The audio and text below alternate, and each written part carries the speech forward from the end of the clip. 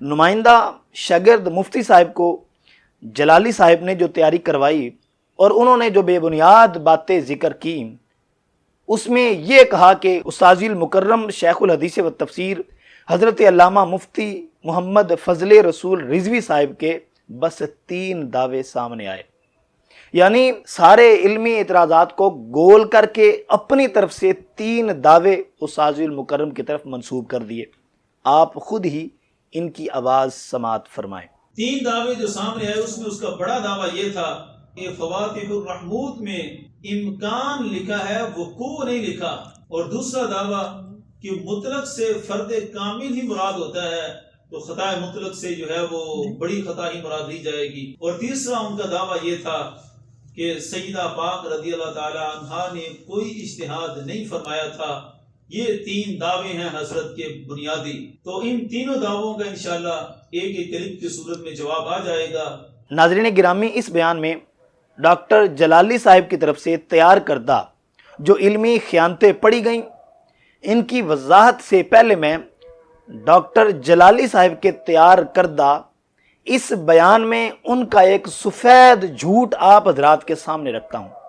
آپ ان کا بیان خود سماعت فرمائیں۔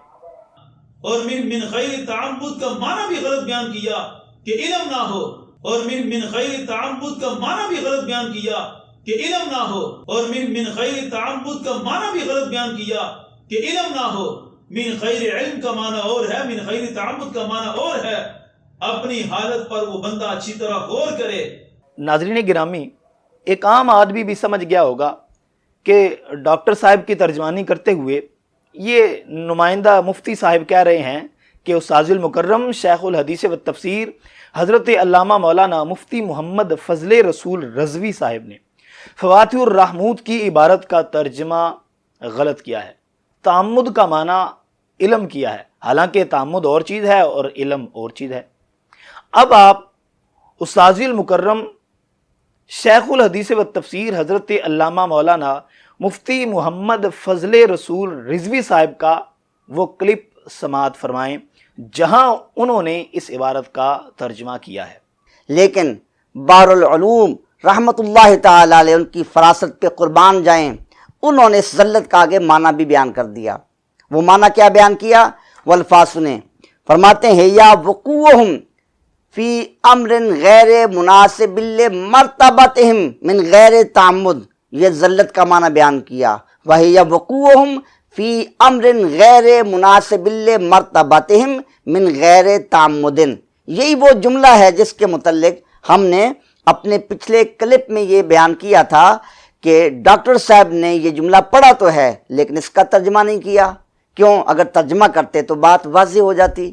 تو بحر العلوم کیا فرماتے ہیں؟ وہ فرما رہے ہیں کہ ذلت تو یہ ہے کہ اہل بیت اطہار کسی ایسے امر میں، ایسے کام میں واقع ہو جائیں بغیر ارادے کے جو ان کے مرتبے کے مناسب نہ ہو، کہ اہل بیت اطہار کسی ایسے امر میں، ایسے کام میں واقع ہو جائیں بغیر ارادے کے جو ان کے مرتبے کے مناسب نہ ہو، کہ اہل بیت اطہار کسی ایسے امر میں، ایسے کام میں واقع ہو جائیں بغیر ارادے کے جو ان کے مرتبے کے مناسب نہ ہو، ان کے بلند مرتبے کے مناسب نہ ہو۔ ناظرین گرامی، اب عام آدمی بھی سمجھ رہا ہوگا کہ ہمارے استاذ المکرم شیخ الحدیث و تفسیر حضرت علامہ مولانا مفتی محمد فضل رسول رضوی صاحب آمد کا معنی ارادہ کر رہے ہیں، علم نہیں کر رہے۔ کیا یہ معنی غلط ہے؟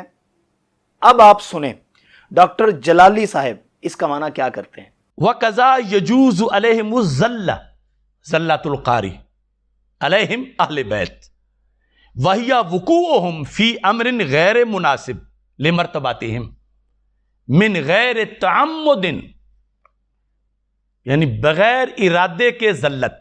ناظرین گرامی، آپ نے سن لیا جو معنی ڈاکٹر جلالی صاحب نے کیا، اور وہی معنی استاذ محترم شیخ الحدیث و تفسیر حضرت علامہ مولانا مفتی محمد فضل رسول رضوی صاحب نے بھی فرمایا، مگر یہ نمائندہ یا جلالی صاحب خود اپنے معنی کو غلط نہیں کہیں گے، اور استاذ المکرم کے متعلق لوگوں کی آنکھوں پر پردہ ڈالنے کے لیے کہہ رہے ہیں کہ انہوں نے اس کا معنی علم کیا ہے، جو کہ غلط ہے۔ جلالی صاحب، آپ حق کے دائی کہلاتے ہیں، آپ فیصلہ فرمائیں۔ آپ کے اشارے پر آپ کے نمائندے جو ترجمانی کی انہوں نے سفید جھوٹ نہیں بولا؟ کیا انہوں نے جھوٹا الزام نہیں لگایا؟ اور اس کے اصل ذمہ دار کوئی اور نہیں، آپ ہی ہیں، کیونکہ آپ نے ان کا ذمہ اٹھایا ہوا ہے۔ لہٰذا ہمارا آپ سے مؤدبانہ سوال ہے کہ آپ سے کوئی علمی سوال کرے تو اس کی سزا 80 کوڑے ہوتے ہیں۔ ظاہر ہے آپ نے بڑے نفیس انداز میں ان حضرت صاحب کی، مفتی صاحب کی پریکٹس کروائی ہے جو سفید جھوٹ ہے، تو پھر یہ سزا تو خود آپ ہی کے لیے ہوگی۔ یہ تو آپ ہی کی فقہ ہے، آپ کی فقہ کے مطابق آپ کے لیے 80 کوڑے کی سزا کا اعلان اب آپ خود ہی فرمائیں، اور ہمیں اس اعلان کا انتظار رہے گا۔